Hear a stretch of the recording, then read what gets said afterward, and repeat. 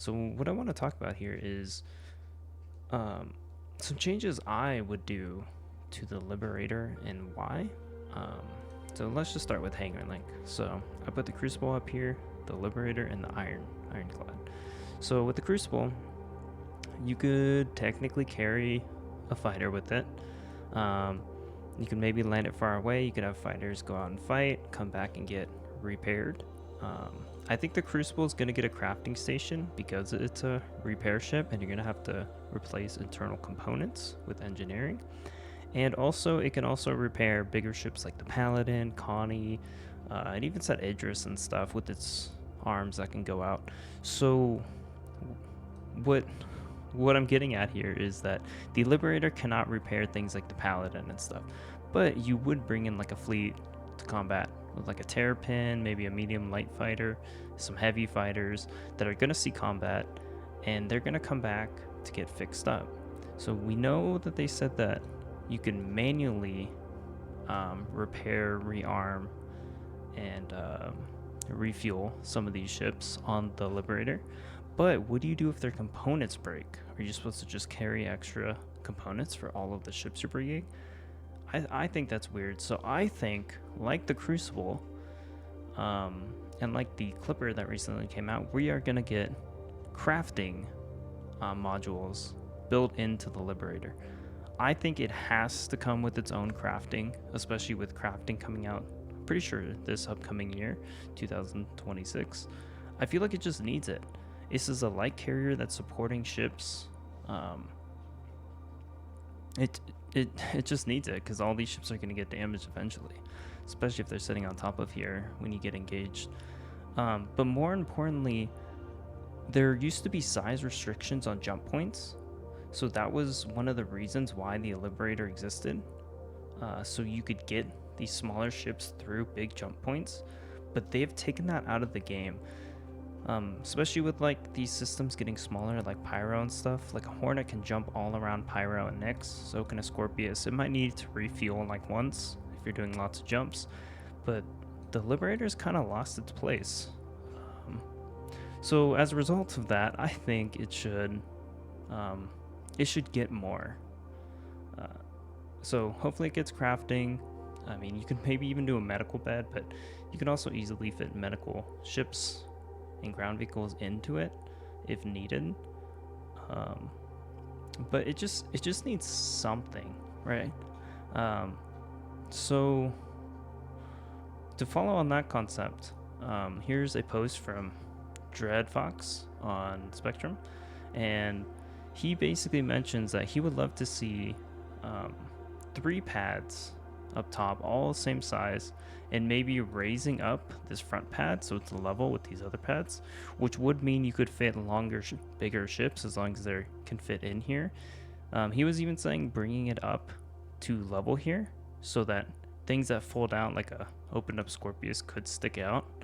That could be cool. The only thing is you're gonna have to raise the cockpit up, kind of like an aircraft tower, like an aircraft carrier tower, or like ATCs for airports. You're gonna have to raise this up, which I would be fine if the cockpit of the Liberator stuck up, honestly. And then he also mentioned this, and I completely agree.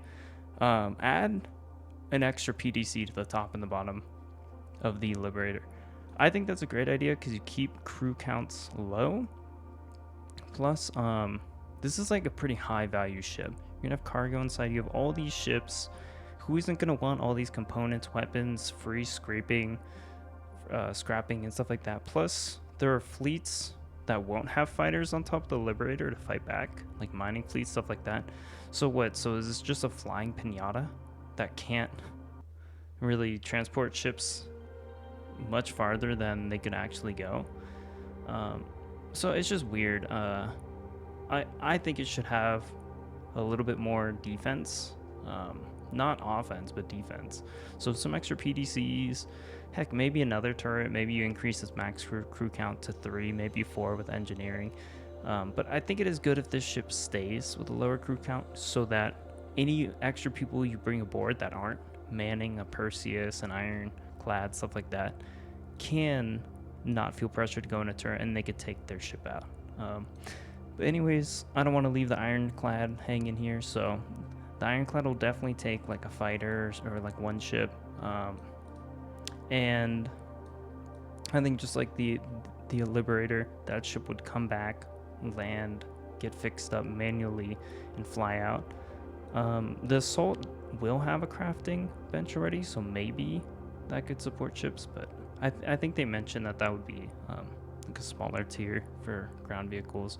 Another thing I know people mention is that we're going to be able to add crafting benches to cargo grids, which is a pretty cool idea, but I just think that the Liberator should come with one base that can support small to medium ships. Personally, like the Clipper has one, like why can't the Liberator have one, especially if the Crucible is going to have one. So anyways, I just want to mention that he even adds in his post, add, repair, refuel, rearm. I think they've already announced that carrier ships and capital ships, you're going to be able to do that manually anyway, so I don't think we have to worry about that. He also says add a 4th exterior pad. I don't know how I feel about that.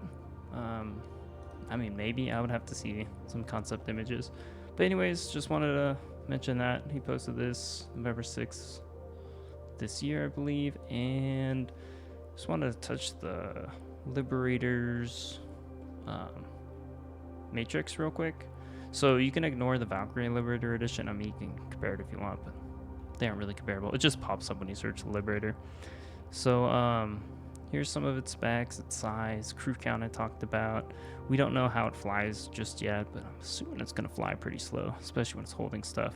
Medium radar, medium computer, 2 large fuel intakes, 2 large fuel tanks, large quantum drive. That's what that post was talking about. This is something that's super special about it. Jump module, basically the same thing. Quantum fuel tanks and thrusters, those will be whatever. We'll figure all that out. It only has 1 large power plant, and a lot of its engineering stuff is in that one big circular room. So I think that's awesome for engineers. Might not be awesome if one missile splashes, disables everything. We'll have to find out with that. 2 large coolers, it's pretty good. 2 large shield generators, and weaponry here is just the 2 size 5 lasers, the PDC turrets, missiles. It also has 2 tractor beams. I think one will be on top, one will be internal. And yeah, pretty cool ship. I'm really excited for it. I'm a Liberator fan, as you can tell with my videos.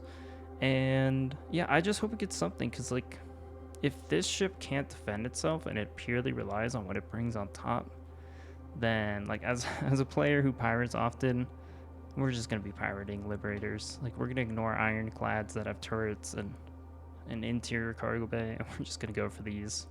But yeah, anyways, that's the video on the Liberator. Those are some changes I would like to see. Let me know your thoughts down below. I'm sure I missed stuff. I'm sure there's other cool ideas that people have for the Liberator changes, but it's in pre-production, so I'm excited to see where it's going to go.